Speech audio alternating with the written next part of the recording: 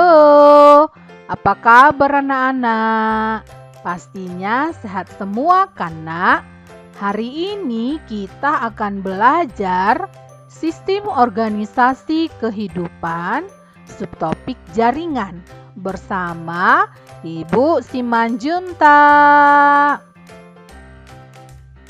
Sistem organisasi kehidupan.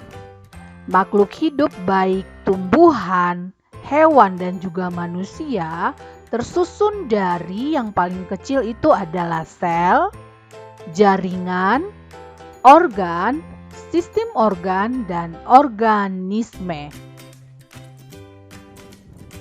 Jaringan adalah sekumpulan sel yang mempunyai bentuk dan fungsi yang sama. Jadi jaringan itu terdiri dari dua, satu jaringan tumbuhan, dua jaringan hewan. Kita akan bahas yang pertama, jaringan tumbuhan. Berdasarkan kemampuan sel membelah dari jaringan tumbuhan terdiri dari yang A, jaringan meristem, B, jaringan permanen atau disebut dewasa. A. Jaringan meristem adalah jaringan yang sel-selnya aktif membelah. Jadi juga dia memiliki fungsi untuk pertumbuhan. Jaringan meristem terdiri atas yang pertama meristem primer, yang kedua meristem sekunder. Meristem primer itu selalu terletak pada ujung-ujung akar, ujung batang. Dan ini menyebabkan pertambahan tinggi pada tumbuhan.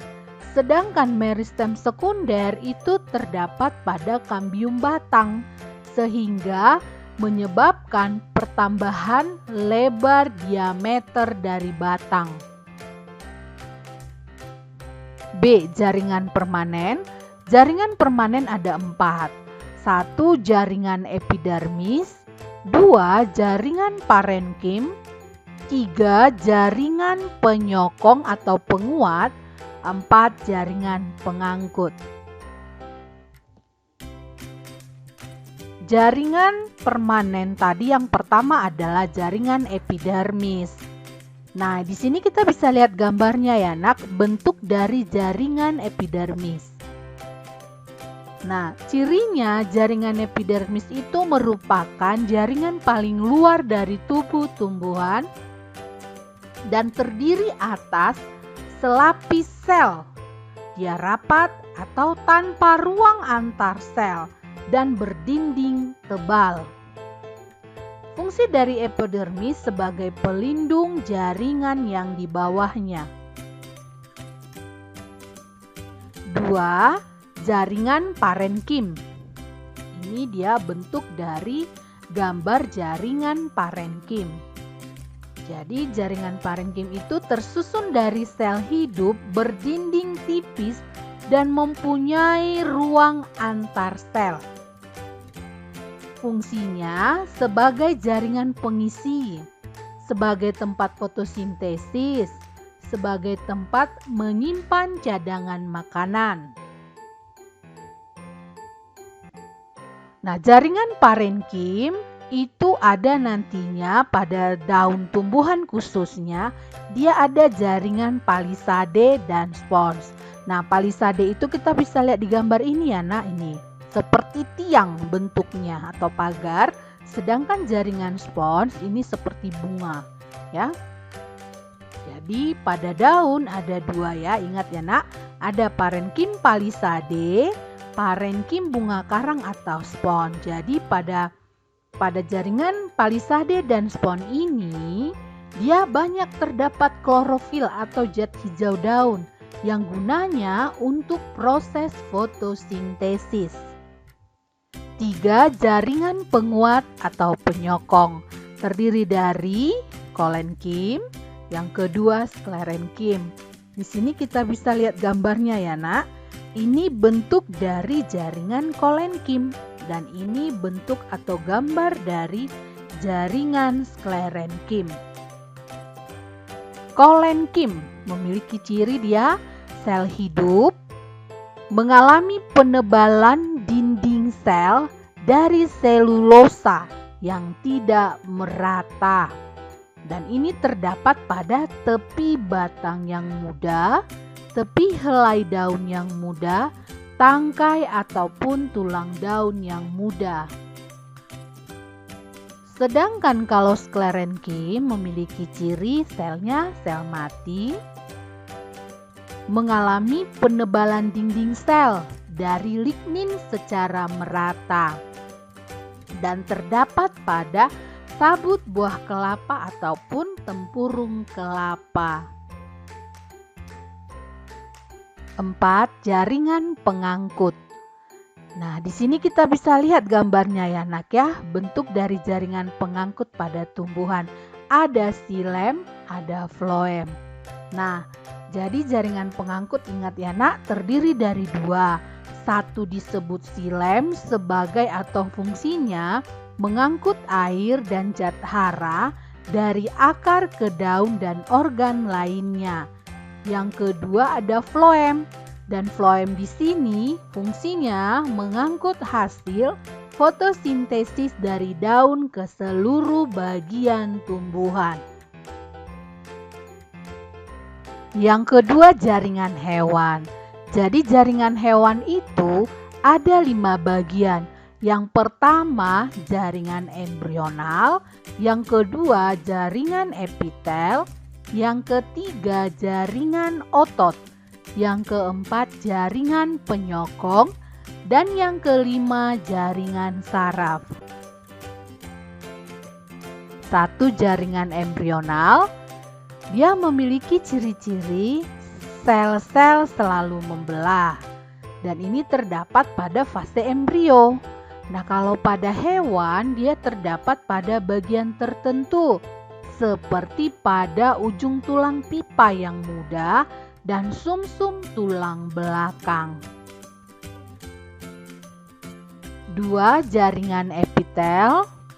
Nah, di sini kita bisa lihat bentuknya nak, beragam bentuk dari jaringan epitel ya.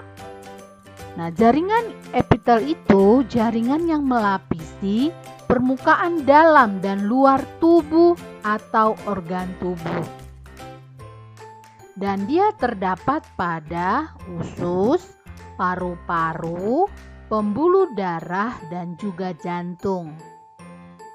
Nah, fungsinya apa? Fungsi dari jaringan epitel sebagai pelindung tubuh atau organ, sebagai pelapis saluran kelenjar, dan sebagai penerima rangsangan.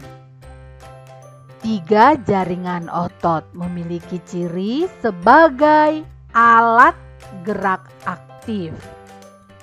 Nah, jenis otot itu ada 3 bagian. Yang A, otot lurik, B, otot polos, C, otot jantung. Otot lurik, ciri-cirinya terletak pada rangka ataupun tulang. Inti banyak di tepi, memiliki pita gelap dan terang, bekerja secara sadar. Nah, ini dia bentuk dari otot lurik ya nak ya. Ini. B. Otot polos, cirinya terdapat pada organ-organ tubuh seperti usus, lambung, ginjal, hati, dan juga saluran pernapasan. Intinya satu di tengah, bentuknya gelondong dan bekerja secara tidak sadar. Untuk gambar otot polos yang ini ya nak. C. Otot jantung, cirinya terdapat pada jantung. Intinya banyak terletak di tengah dan bekerja secara tidak sadar. Ini dia gambar dari otot jantung.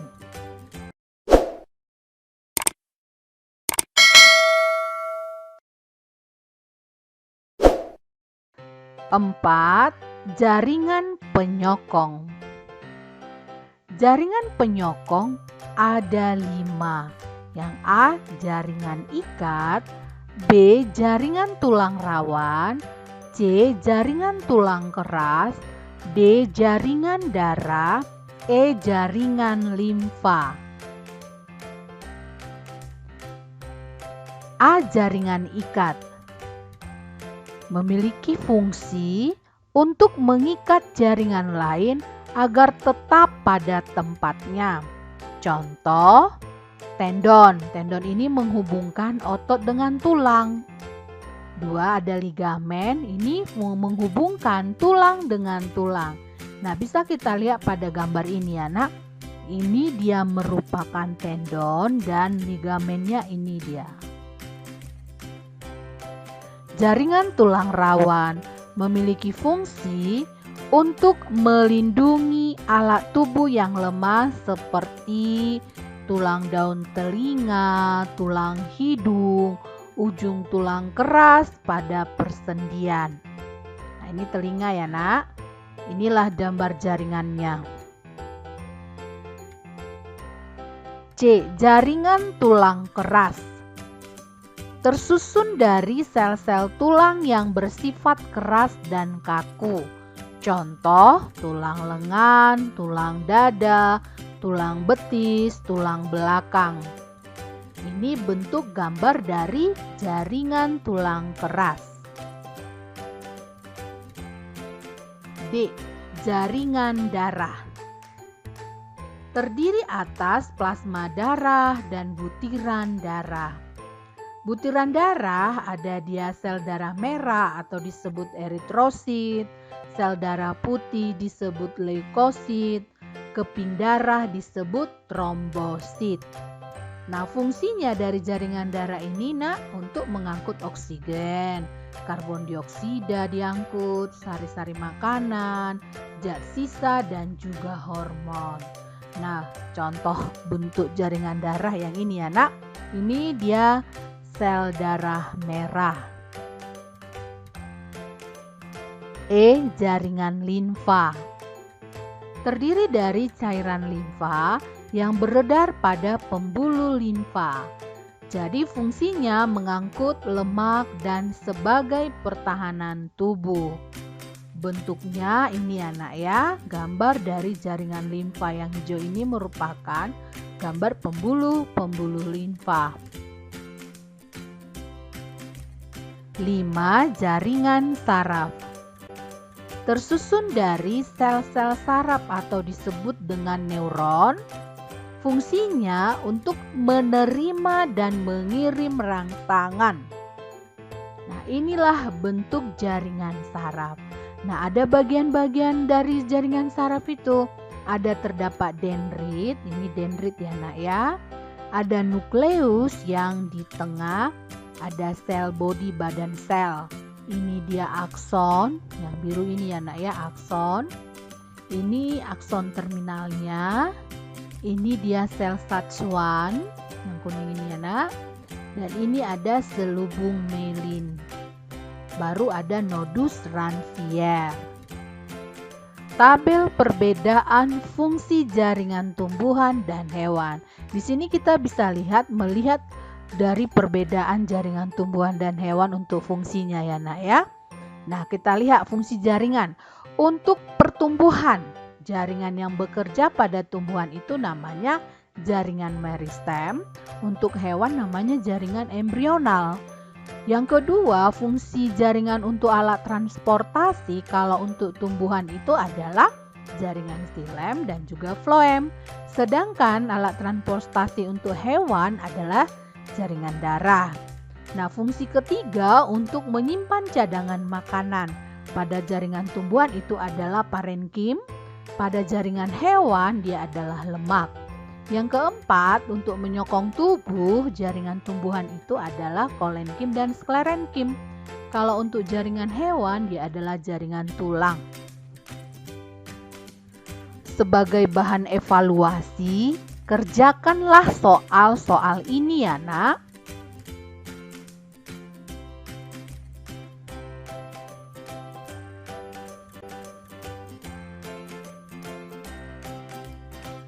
Demikianlah pembelajaran kita hari ini. Kiranya bermanfaat bagi anak didik semua. Terima kasih.